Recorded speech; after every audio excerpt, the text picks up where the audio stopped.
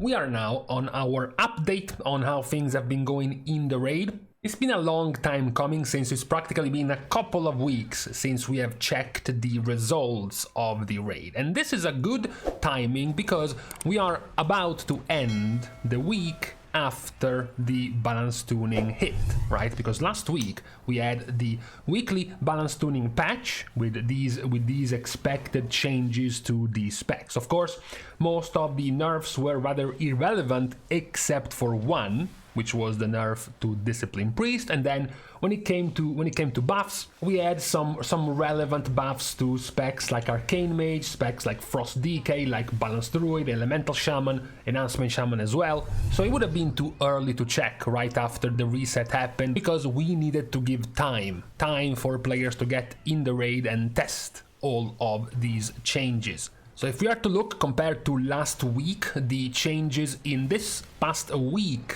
of raiding, this is what we have as results. Affliction Warlock has currently poised itself as the #1 spec in the raid for overall damage. Yes, Affliction was one of the specs to be buffed. However, another spec that kept going up and remaining now in the top 5 is Destruction. Destruction was buffed, sure, but it was buffed in AoE. The Rain of Fire and Cataclysm damage were being buffed, doesn't really have too much of an impact in the raid.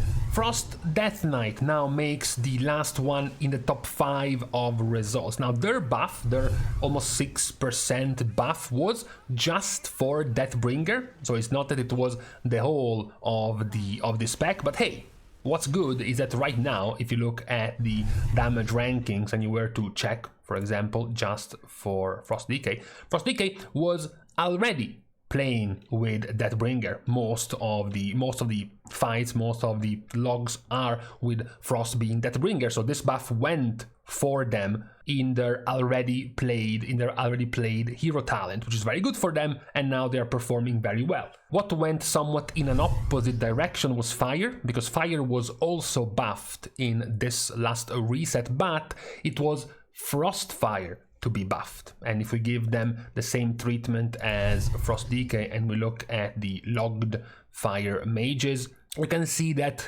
pretty much, all but two of the top logs of the past week have been Sun Fury. So it's not that this buff did anything to Fire Mage, because they are still all playing as Sun Fury, meaning the buff was kind of irrelevant. Now some specs, despite being buffed, continue to not exactly be great. This is now the second in a row single target buff that both Elemental and Balanced Druid are receiving, and they're not really getting out of the bottom half. Even just looking at the results of this past week only, so only with the buffs in mind, Balance is still one of the worst DPS specs in the raid, and Elemental is still in the bottom.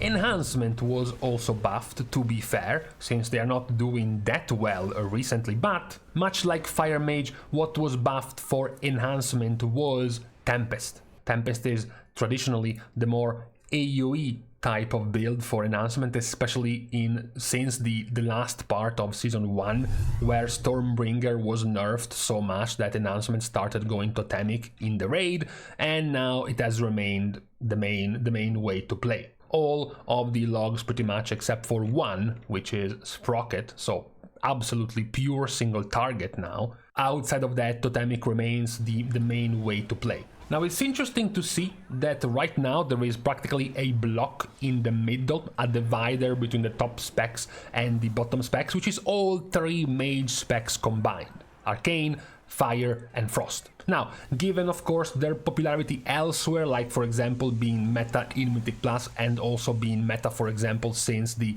Race to World First, Fire Mage is of course the by far most played, followed by Frost Mage, and then much lower down, followed by Arcane Mage. Now, if we were to actually decide who is the one getting the more top logs, and instead we were to look at all mages in here, all mage specs, all 3 of them, and see who is ahead overall, well, the answer in here looks pretty clear. the answer looks to be Fire Mage. There are some top results here and there, sure, like Frostier is actually number 1 on Galley. You have a number 2 result of Arcane on Magzi, number 4 of Arcane on One Armed Bandit, but the overall better results still seem to be the one for Fire Mage. A few specs that, looked like they were starting the season doing pretty well have slowly went down a bit, like for example Havoc Demon Hunter or Ret Paladin have gone down quite a bit now. At this point, if we consider augmentation dead,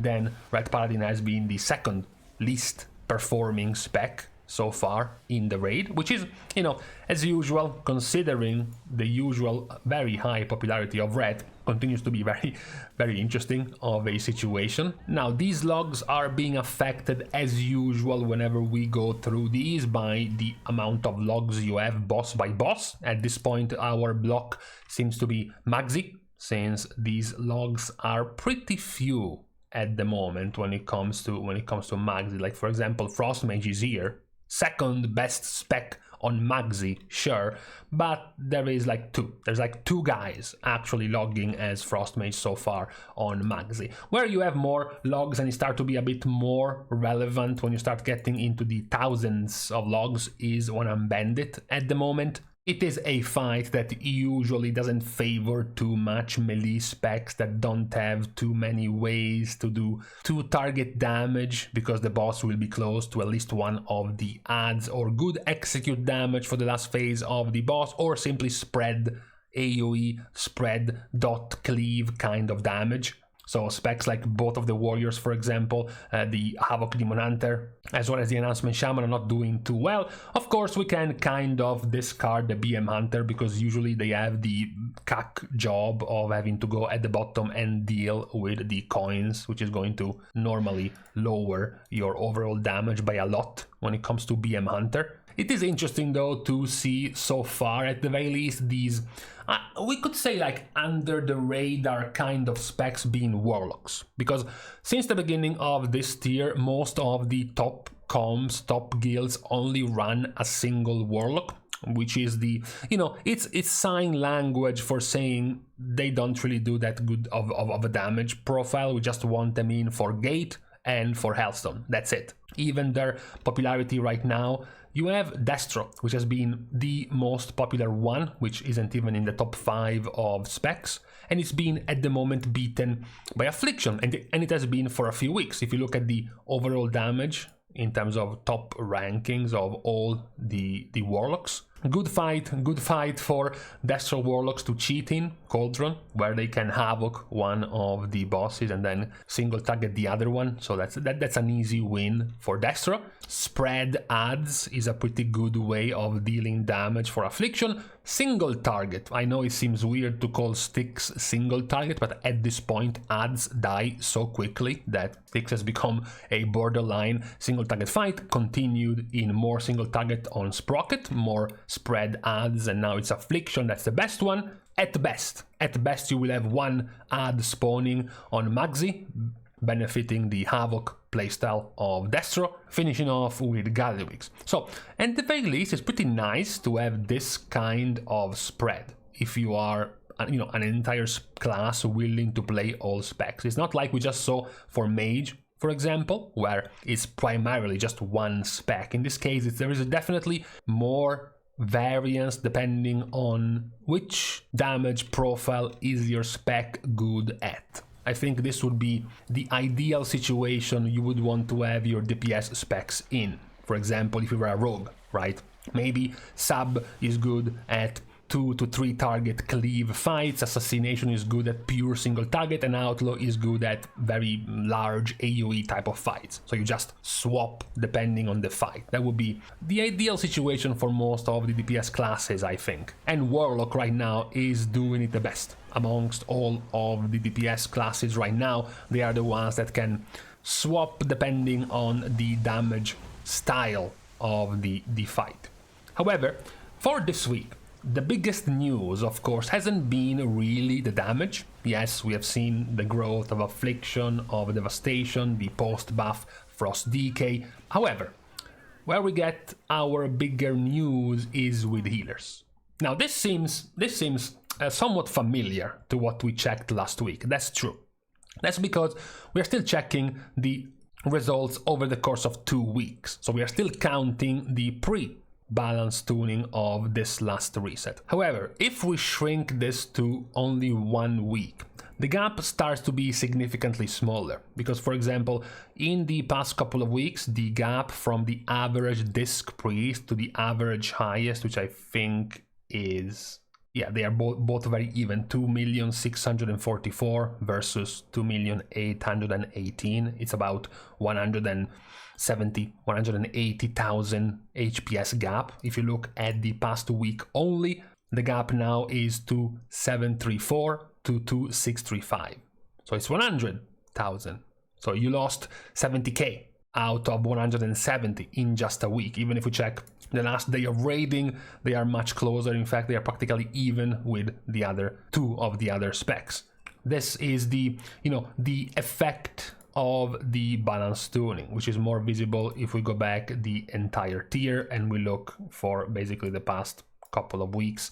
This is where the tuning happened, and this is where the trend is going for right now after the nerf of discipline. Of course, what also happened here was the buff to Holy Priest. So Holy Priest also went up a bit.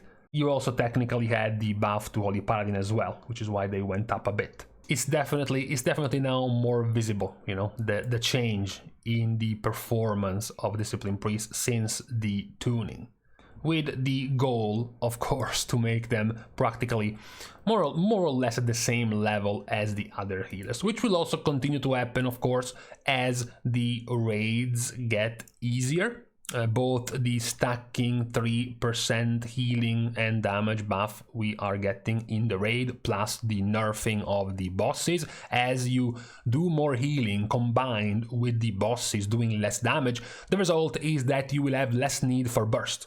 You will have less need for burst healing, and of course the best spec at doing this right now is Discipline. So their value in healing the burst windows, if we were to pick a random top log, let's just say on One Arm Bandit, for example, of Discipline Priest, what they are good at and where they will get the majority of their healing, of course, is here. So the more you heal with the buffs, the more the boss is nerfed, the less value you will get in here, which is going to hurt Discipline Priest, of course, more than the other healers, because what the other healers are getting a lot of their healing from isn't just from these major bumps, but also from more overall healing, right? For more consistent healing throughout the fight. So they will suffer less from you being buffed in healing or the bosses being nerfed, and the ones doing this kind of healing will suffer more. So it's not just Discipline being nerfed, it's also the fact that over time the burst value will just go down more. This was Nerobar Palace in 11.0, of course, with the burst Preservation Evoker being very strong. Then, of course, sure, it got nerfed, but it was still very powerful. But as you went deeper into the patch, Preservation started slowly losing out to the other spec as their burst became less and less valuable, and no surprise, Discipline as well, even though at the very beginning it was here. So it is something also you will see throughout this tier. So definitely no surprise right now, after all, if you nerf a spec by almost 15%, what can you expect is going to happen in the raid in terms of results when it comes to Discipline in the raid. So definitely the biggest one of the changes for this reset, and will continue of course next reset as well, has been on healers so far. Admittedly, if we were to go back and look at the DPS and we were to start wondering, there is a massive problem right now. There is a massively OP spec that needs to be nerfed stat. There isn't really any particularly OP spec at the moment in terms of, clearly outperforming, clearly overtuned spec when it comes to DPS in the raid right now. There isn't really one. Even if we were to look at, for example, the top to bottom gap, right? Devastation Evoker is at 2.45 million, whereas Subtlety, the bottom one, is at 2.28. So it's a 170,000 DPS difference, which from the top, it's barely 6%. Barely 6% DPS difference from top to bottom. You know, as we say, if you are within 5% of the median, you know, if the average is 50%, if you are between 45 or 55%, then you have achieved perfect balance. So if the perfect median is between these two specs, like Arcane Mage, for example, 2,036,000, the bottom subtlety would only be 80k DPS, which is not even 3% difference from the average. And the top, compared to 2.36, would be 2.45, which is about 90k, which is again like 4% difference. So it's very, very even right now, the spread of DPS. Of course, you know, it might not be that agreeable for some of the specs at the bottom, wanting to be a bit higher up, but it seems to be a pretty balanced season so far. There doesn't seem to be any outlier performing particularly terribly right now, or just way above the rest in terms of DPS either. So also overall pretty good situation when it comes to the DPS. Definitely didn't need any kind of fixing nearly as much as we did with Discipline this season, and funnily enough nearly as much as we needed for Flame Shaper Evoker last season. So again, it was the healers being a bit more over the top when it comes to balancing. So with this, we're now done with the recap of the raid results right before the beginning of, I believe, week 8 of the season. We will see, of course, after this next reset, even more data, even more entries after the balance tuning to see more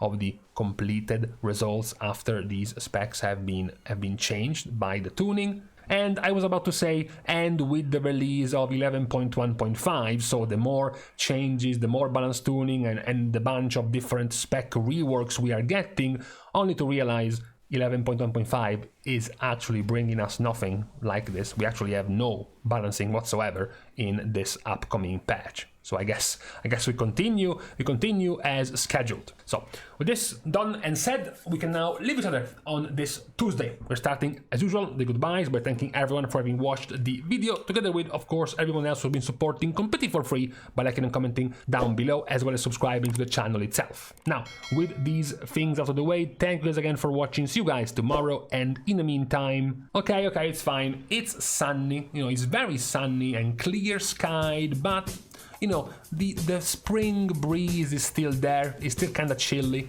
That's very nice temperature.